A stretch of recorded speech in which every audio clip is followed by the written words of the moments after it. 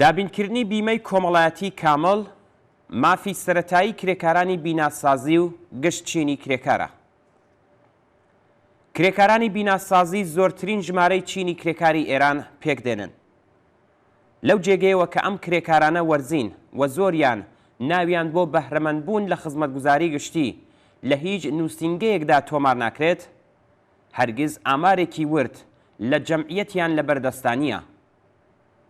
هەروەها لەو جێگەیەوە کە پڕژوبڵاون و لە ژێر چەتری ڕێکخراوگەلی واقعی و کارادانین، بە ئاسانی مافە سەرەتاییەکانیان چاوپۆشی لێ دەکرێت.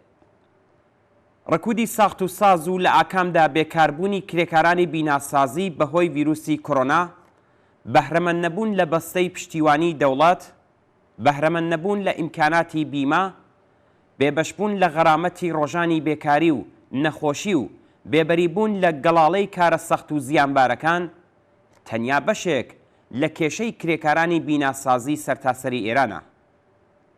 ئەم کێشە و گرفتانە نزیک بە 2 ملیۆن کرێکاری بیناسازی و بنەماڵەکانیانی خستۆتە ژێر کاریگەری خۆیەوە و بارودۆخی ژیانیانی دژوارتر لە ڕابردوو کردووە. لە ماوەی ڕۆژانی ڕابردوودا بۆ جارێکی دیکە مەسەلەی بیمەی کرێکارانی بیناسازی لە مەجلسی ئیسلامیدا هاتۆتە گۆڕێ.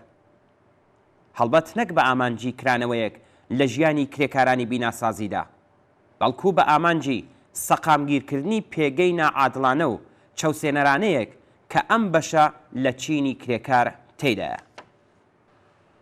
چاوخشاندنێک بەسەر پێشینەی هاتنەگۆڕی مەسەلەی بیمەی کرێکارانی بیناسازی نیشانی دەدات کە چلۆن لەلایەکەوە مەجلس و دەوڵەت لە ژێرگوشاری خەباتی کرێکاراندا ناچار دەبن یاسایەک لەم پەیوەندەدا پەسەند بکەن و لەلایەکی دیکەشەوە بە دەخاڵەتی سەرمایەدارانی ساخت و ساز و ئەو شارەداریانەی کە دەستیان لە گیرفانی ئەم سەرمایەدارانەدادایە بۆ ماوەیەکی دوور و درێژ سەرپۆشی لەسەردادنێن و پاشان بە دەرکردنی بەخشنامەیەک بە زیانی کرێکاران بەکردەوەی دەردێنن. پێشینەیبوونی پەسەندکراوگەلێک بۆ بیمەی ئیجباری کرێکارانی بیناسازی بۆ سەرەتاکانی دەی پەنجای هەتاوی و سەردەمی ڕژیمی شا دەگەڕێتەوە، بەڵام هەرگیز لەم بوارەدا یاسایەک کە مافی کرێکاران زەمانەت بکات پەسەند نەکرا. سەرنجام پاش ساڵها کەشمەکەش و ڕوبەڕووبوونەوە ساڵی 86 یاسای بیمەی ئیجباری کرێکارانی بیناسازی لەلایەن مەجلسی ئیسلامی ڕژیمەوە پەسەند کرا، بەڵام هێشتا جەوهەری پەسەندکرانەکەی وشک نەبووە کە شارەداریەکان و سەرمایەدارانی گەورەی ساخت و ساز پەسەندکرانی ئەم یاسایەیان وەک فاکتۆرێک بۆ بردنەسەرەوەی قیمەتی خانوبەرە هەڵسەنگاند و هەر بەم هۆکارە مەجلسی سەرمایەداران لە ژێرگوشاری سەرمایەدارانی ساخت و ساز و پشتیوانیان لە شارەداریەکان بەکردەوە دەرهێنانی ئەم یاسایەی بە پێویست نەزانی. لە درێژەی ئەم بێنەوبەرەیەی مەجلسدا سەرنجام ڕۆژی 4 مانگی جۆزەردانی ئەم ساڵ چوارچێوەی گشتی گەڵاڵەی نوێی بیمەی کرێکارانی بیناسازی لە مەجلسی شۆڕای ئیسلامیدا پەسەند کرا.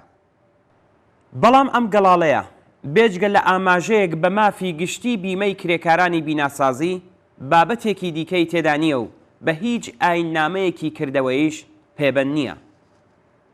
لە ئێستادا هەواڵەکانی باس لەوە دەکەن کە مەجلس لە تاوتوێ پەسەندکردنی وردەکاریەکانی ئەم گەڵاڵەیە خۆ دەبۆیرێ. بەپێی ئامارە جۆراوجۆرەکان 1 تا 2 ملیۆن کرێکاری بیناسازی بیمەیان نییە و مەجلس قرار بوو لە ڕێگەی ئیسلاحی مادەی 5 یاسا و گۆڕینی شوێنی دابینکردنی سەرچاوەکانی ئەم بیمەیە بەکردەوەی دەربێنێ. محەممەد باقر قالیباف سەرۆکی مەجلس بە ئامانجی وە پشتگوێخستنی ئەم گەڵاڵەیە ڕایگەیان کە گەڵاڵەکە هەستیارە و وردەکاریەکانی پێویستە زیاتر بدرێتە بەرباس و لێکۆڵینەوە. بەم جۆرە بە پاشەکشە لە پەسەندکردنی سەرەتایی گەڵاڵەکە تەنانەت باسکردنی بیمەی کرێکارانی بیناسازیشیان بە داهاتوویەکی نامەعلوم سپارد. هەڵبەت سەبارەت بە کرێکارانی بیناسازی بیمەکراویش بارودۆخەکە زۆر لە بیمە نەکراوەکان باشتر نییە. پاش بڵاوبوونەوەی کۆڕۆنا و قەیرانی ئابووری زۆر یەک لە چالاکیەکانی بواری بیناسازی ڕاگیران.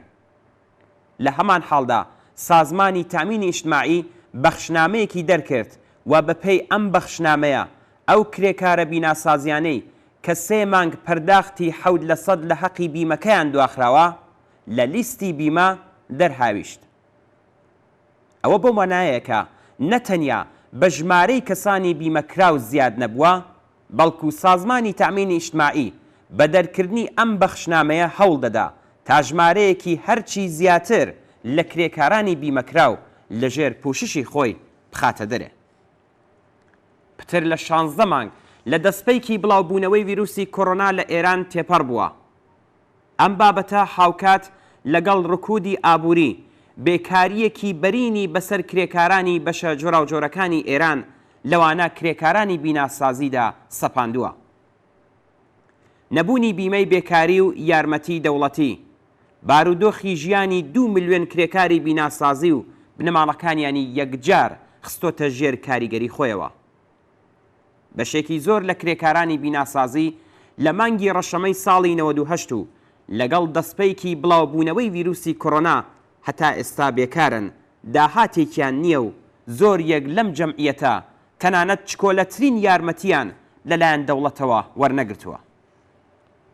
ئەوە مافی سەرەتایی نەتەنیا کرێکارانی بیناسازی بەڵکو گشت کرێکارانە کە هەر لە ڕۆژی یەکەمی دەستپەیکی کارەوە بیمەی کۆمەڵایەتی کامڵ و بێشەرت و مەرجیان هەبێت.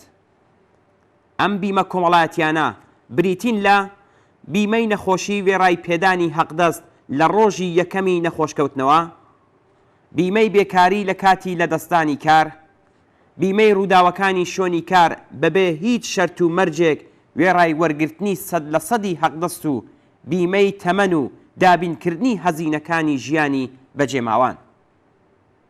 دەوڵەت و خاوەنکاران پێویستە ناچار بکرێن کە ئەم مافە سەرەتاییانە دابین بکەن. هەڵبەت ئەم کارەش ممکن نییە مەگەر بە پێکهێنانی ڕێکخراوە سەربەخۆ کرێکاریەکان.